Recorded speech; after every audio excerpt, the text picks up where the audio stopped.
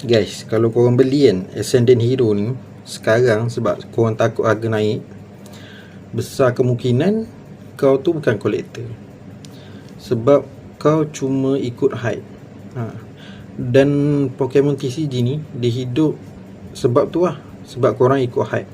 Aku cakap Ascendant Hero ni bukannya set sampah, tapi cara korang react dekat set tu, tu yang bahayanya bila korang ikut sangat hype kan. Sebab sekarang ni ramai orang beli tak fikir, tapi dia beli sebab takut. Harga awal Ascendant Hero ni naik bukan sebab rare-nya Charizard tu, Gengar tu, Pikachu tu, tapi dia naik sebab orang takut jadi yang terakhir sekali beli. Yelah, set baru kan, orang takut FOMO lah kan. Dia tak tahu pull rate apa semua, tak tahu print run dia, tak tahu meta, tapi tetap beli. Kenapa? Sebab hype. Kalau kau beli satu benda yang kau tak faham, tu bukannya investment, itu cuma spekulasi kau.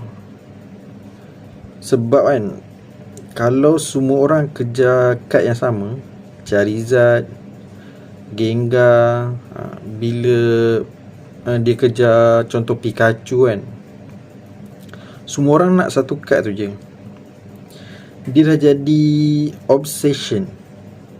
Dia dah jadi obses, ataupun dia bukan investor collector, dia dah jadi macam judi dah. Market pun akan buat benda yang sama. Supply naik, bila banyak sangat orang nak jual, harga dia akan jatuh. Lepas tu siapa-siapa yang dah beli awal-awal ni panic, dijual semua. Lepas tu macam sebelum-sebelum ni sama je, Pokemon dah ulang banyak kali.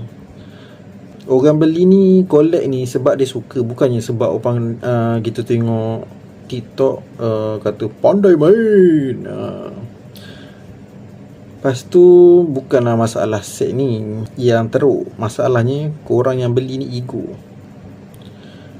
Satu benda lah korang kena ingat, Pokemon Company dia tak peduli pun kau untung ke, kau rugi ke, selagi ada hype tu, selagi itulah dia akan keluarkan. Lepas tu orang yang tak tahu harga, dia akan beli time mahal.